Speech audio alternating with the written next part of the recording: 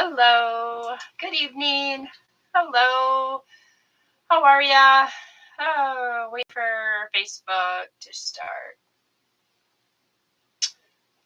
And it's a slow go. Sorry. I was trying to play with my lights. So, hello. Welcome to Wolf Den Connection. My name is Brenda Wolf, and we are doing our Bible study in a year overview. And we're starting a new week. Super excited for that. We've been at this for 3 weeks now. We're starting week 4. All right. Oops, that's nice. Oh my goodness. Join us timidity. Hello. I don't know what Facebook is trying to tell me. Okay. Okay.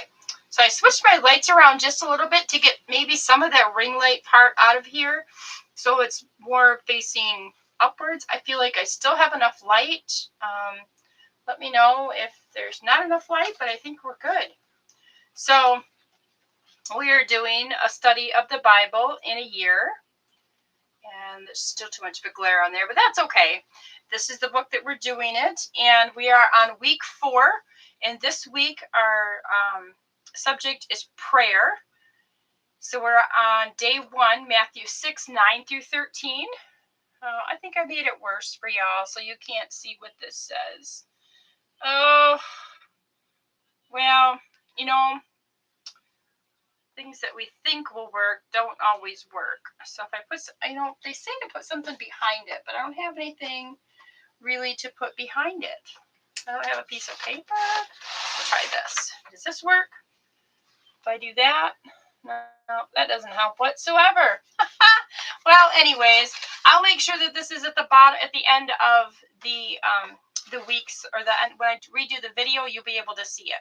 All right, so we're on day 22, October 22nd, day 1, Matthew 6, 9 through 13.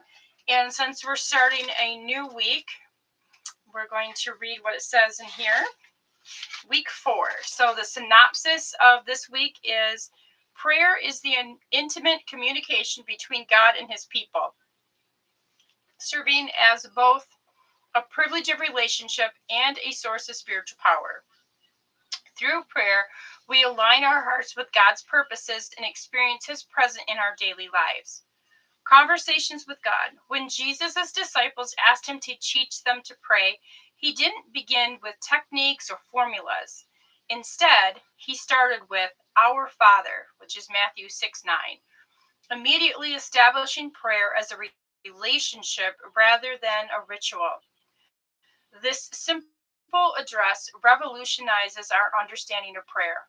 We're not approaching a distant deity, but a loving Father who invites us into intimate conversation.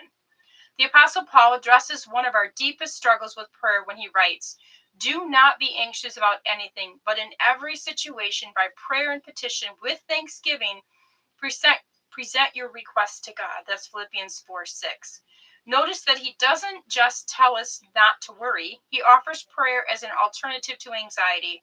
Prayer becomes our path from panic to peace, not because we're guaranteed our desired outcome, but because we're connecting with the one who holds all things. When Paul encourages us to pray without ceasing, 1 Thessalonians 5:17, he's not suggesting we spend all day in a prayer closet. Rather, he's inviting us to develop an ongoing conversation with God that weaves through our entire day.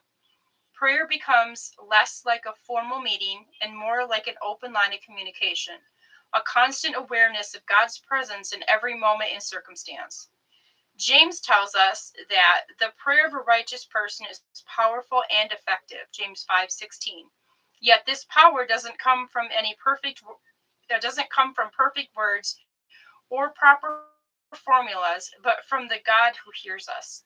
Like Daniel, who continued his pattern of prayer even when it became dangerous, Daniel 6:10. We're called to persist in prayer, not because it's safe or easy, but because it connects us with the source of all power and wisdom. The psalmist reveals another crucial aspect of prayer when he writes, "If I had cherished sin in my heart, the Lord would not have listened." Psalm 66, verse 18.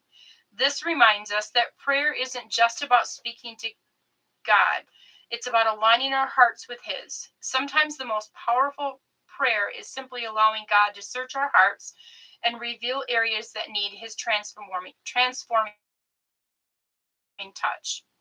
Jesus' parable of the persistent widow, Luke 18, 1 through 8, teaches us that prayer is not just about the request, but about developing persistent faith.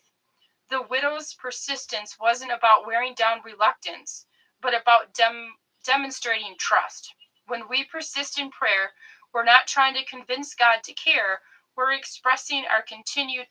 It's not about perfecting the spiritual practice, but about deepening a relationship. Whether we're bringing His big requests or small concerns, structured prayers or spontaneous conversations, formal petitions or wordless groans, we're not connecting with a Father who delights in communicating with. We are connecting with a Father who delights in communicating with His children.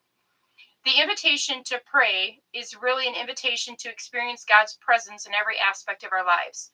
As we pray this week, let's move beyond viewing prayer as a religious duty and embrace it as the incredible privilege it is. Direct access to the Creator of the universe who chooses to be known as there. So tonight we had Bible study and we finished the whole book of Ephesians with Joyce Meyer. And Joyce Meyer said, listen, if you're going to let God into your life, you need to let Him into all the rooms. You need to let Him into your finances. You need to let Him into your personal life. You need to let Him into your friendships. You need to invite Him to every room that you have in your life. You need to invite the Lord to be there. Have no closed doors with the Lord. And that's what this is calling us to do. It's an open invitation to experience the Lord, and it's our privilege to have a one-on-one conversation with the Creator. That's what it's all about. All right, so we have 3 reflections for this week. Reflection number 1 is choose one regular activity like brewing coffee or stopping at traffic lights. How could you turn this into a prayer trigger this week? So what they're saying is maybe while you're waiting for your coffee to brew. Now, I don't have that privilege in this house because my husband lives his life according to the book of Hebrews. And he sets the coffee on an alarm, so we wake up and coffee's already done. So that won't work for us. But if you're stopped at a traffic light, is that a moment for you to have a conversation with the Lord? Absolutely. What 3 people or situations could you commit to praying for daily this week? Set a specific time and place for these prayers. So morning, noon, afternoon, maybe before you go to bed. This is your assignment. This is the first day of this week. So write down 3 people or 3 situations in your life that you could commit to praying for every day for the next 7 days. In what space could you create a dedicated prayer spot this week? What would you need to add or remove to make it conductive to prayer? So again, it's just like the assignments we had in the first couple times is pick a place. Pick a place that's quiet, that's away from all a bunch of activity or whatever. And if it's 5 minutes, it's 5 minutes. If you only have 2 minutes, it's 2 minutes. What space can you create to have a conversation with the Lord? And all of our schedules are different, so it's really up to you and what works for you. Okay, now we're going to read Matthew 6, 9 through 13. Hang on, lady, we're turning. I'm excited about this week because prayer is something that I had to learn. And now everybody, when we're doing Bible studies and that kind of stuff, they're always looking at me to pray. And I'm like, y'all need to learn how to do this. Learn how to pray. It's nerve-wracking when you first start doing it. I completely understand it. But you only get better at things when you practice. So practice praying. Practice praying in private, in your car, away from people, and see what happens. And then let the Lord open up opportunities for you to pray publicly. All right, so Matthew 6, verse 9 through 13 in the NIV says,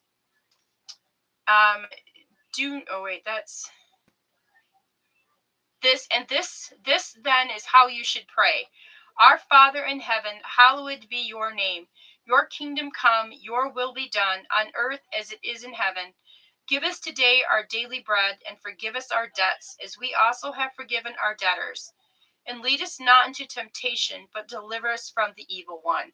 So that is what's commonly called the Lord's Prayer. And that's the first prayer that Jesus taught the, the disciples.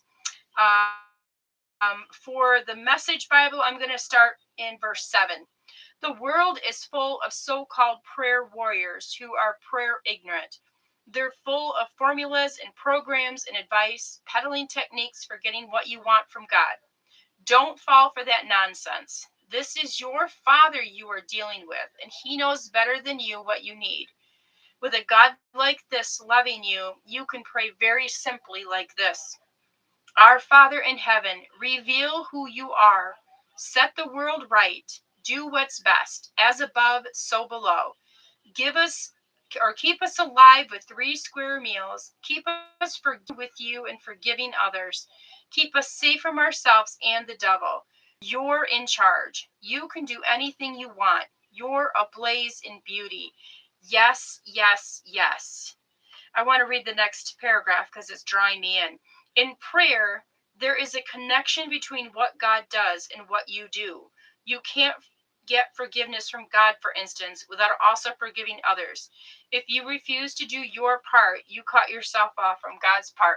Exactly. See, this is how God connects the dots for me. So we were listening to Joyce Myers today, and we were talking about putting on the full armor of God. And once we do that, which means we're saturated in His Word, we have our peace on our feet, we're walking in love, and all of these things, if we do everything that we can do, then we just stand because we've done our part. And now it's time for the Lord to do what we can't. So this thing where it says we're cut off from God's part, well, God's part is the stuff that we can't do. So we've got to learn how to walk with the Lord and walk in forgiveness, walk in love, walk in peace, do all that we can do, and then let the God of the universe, the creator of all things, do His part. It's as simple as that. We overcomplicate the gospel to the nth degree as humans. All right, I want to read the blessing for this week. May you discover the joy of constant conversation with God this week, finding His presence in both the quiet moments and the busy spaces of your life. All right, so that is it for today. And I made the reflections a little bit shorter for our purposes. So 1, what can you turn into prayer points throughout this week? 2, list 3 people to commit to praying for daily.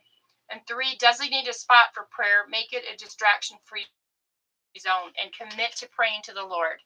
All right, I'll be back on here tomorrow night. We will be on day 2, Philippians 4, 6 through 7. All right, so we're doing the Bible in a year study, and I hope to see you in the morning for morning manna. Otherwise, I'll see you tomorrow night.